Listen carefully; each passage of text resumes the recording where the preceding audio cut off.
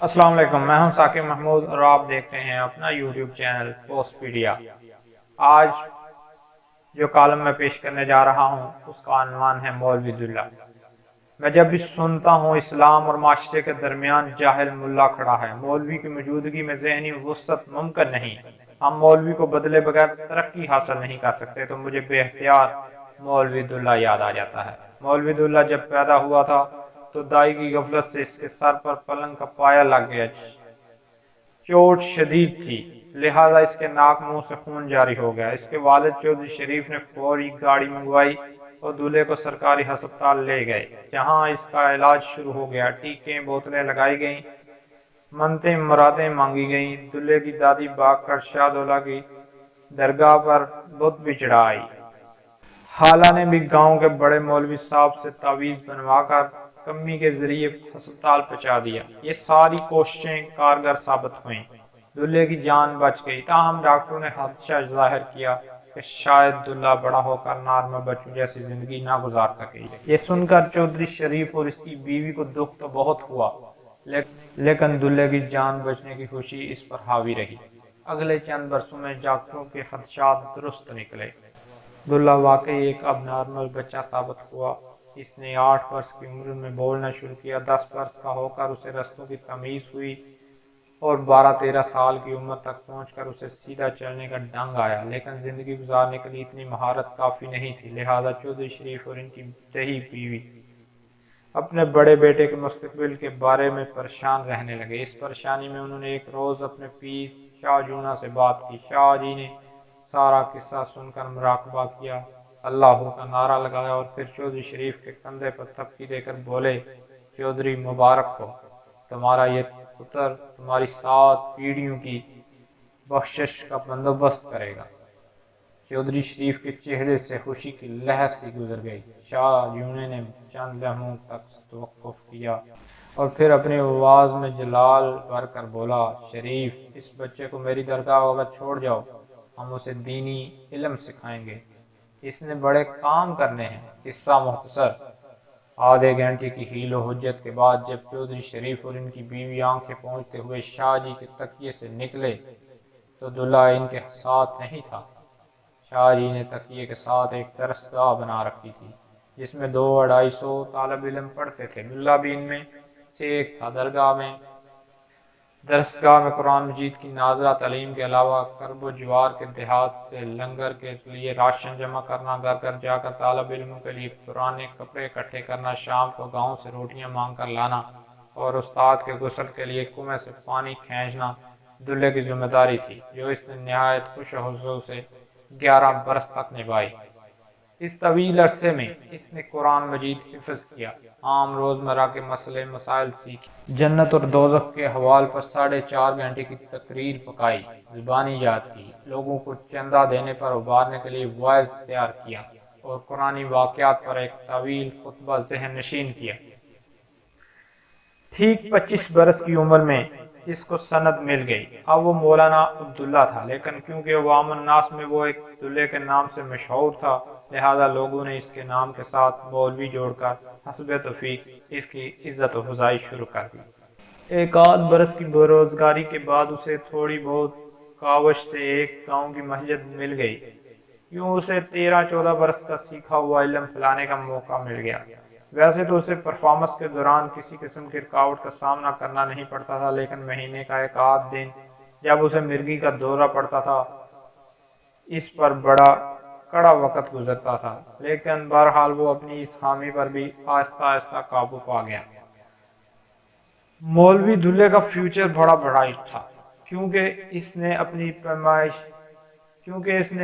پیدائشی نقائص کے باوجود اگلے 1 سال میں نہ صرف اپنی تقریر 6 گھنٹے تک پھیلا لی، بلکہ دن رات کی محنت سے اب وہ اختلافی مسائل پر بھی چھوٹے موٹے مولویوں کو منہ توڑ جواب دینے کے قابل ہو چکا تھا۔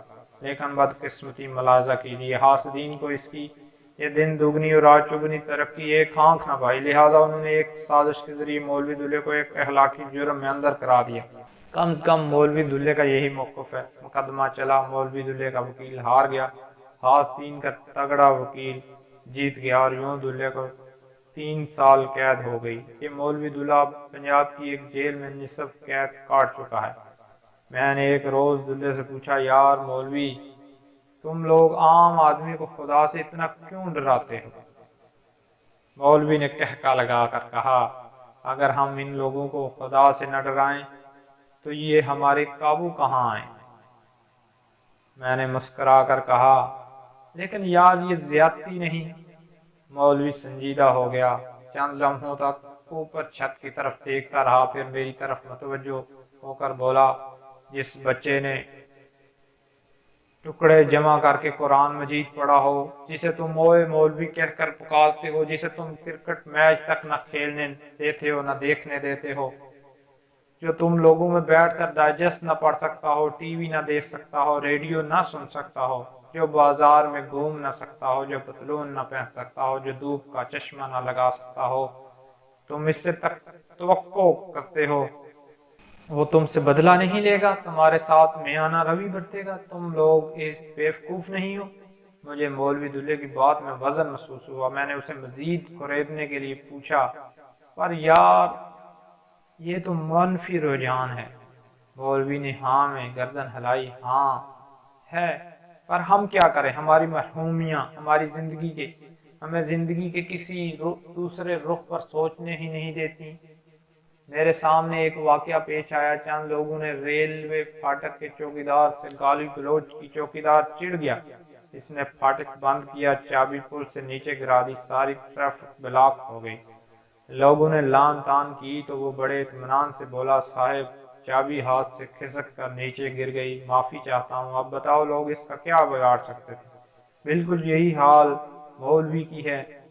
تم لوگ اسے نفسیاتی، سماجی اور معاشرتی طور پر محروم رکھو گے تو وہ بھی اپنا پھاٹک بند کر کے چابی گم کر دے گا، یا پھر اپنی مرضی کے لوگوں کو آنے جانے کا موقع دے گا۔ پر یار یہ تو بڑی خوفناک صورتحال ہے۔ میں نے ماتھے سے پسینہ پوچھتے ہوئے کہا، بالکل۔ وہ فوراً چلایا، بالکل ہے۔ جب تم معاشرے کے سب سے مضبوط فریق کو، جس کے بغیر تم مردے تک دفن نہیں کر سکتے، جدید تعلیم سے محروم رکھو گے تو تم پر اس سے کہیں زیادہ بربادی آئے گی۔ تم مجھے دیکھو، میرے دوسرے بھائی بہن انجینئر، ڈاکٹر، وکیل ہیں، لیکن کیونکہ میں ذہنی طور پر اب نارمل تھا، لہٰذا میرے والدین نے مجھے درس میں جمع کرا دیا، جہاں سے میں معاشرے کے لیے مذہب لے کر آیا۔ اب مجھے ایمانداری سے بتاؤ، تم ایک اب نارمل شخص سے آپریشن کرا لو گے، ایک کن ذہن انجینئر کی ڈگری دے دو گے، ایک معذور انسان کو جہاز کا کپتان بنا دو گے؟ نہیں، لیکن تم ایک ایسے شخص کو بطور مذہبی رہنما ضرور قبول کر لو گے جو اسکول میں چل نہ سکا، جو یتیمی یا کسی دوسرے معاشی، معاشرتی، جسمانی مجبوری کے باعث درس میں داخل ہو گیا، جو سر پر ٹوپی رکھ کر مسجدوں میں آ بیٹھا۔ تم خود فیصلہ کرو۔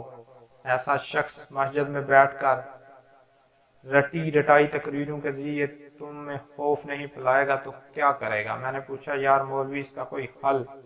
ہاں ہے، وہ بڑے رسان سے بولا، تمہیں لوگ میڈیکل کالجوں، انجینئرنگ یونیورسٹیوں کے طالب علموں کی طرح اپنا بہترین دماغ مدرسوں میں بھیجو، درسوں میں مولویوں کی جگہ پروفیسر تعینات کرو، معاشرے میں عالم کا مقام بحال کرو، اوئے مولوی کلچر ختم کرو۔ میں جب بھی سنتا ہوں اسلام اور معاشرے کے درمیان جاہل ملا کھڑا ہے، مولوی کی موجودگی میں ذہنی وسعت ممکن نہیں، ہم مولوی کو بدلے بغیر ترقی نہیں کر سکتے، تو مجھے بے اختیار مولوی دلہ یاد آ جاتا ہے، اور میں سوچتا ہوں 20 کروڑ لوگوں کی جس اسلامی نظریاتی ریاست میں صرف 13 PhD عالم دین ہوں، جس کے 90% مولانا جدید تعلیم سے بہرہ بر نہ ہوں، جس میں معذور بچے دین کے رکھوالے ہوں، اس ملک میں اسلام اور معاشرے کے درمیان مولوی دلے نہ کھڑے ہوں تو کون کھڑا ہو؟ سوال یہ نہیں مولوی نے ہمیں کیا دیا، سوال یہ ہے کہ ہم نے مولوی کو کیا دیا۔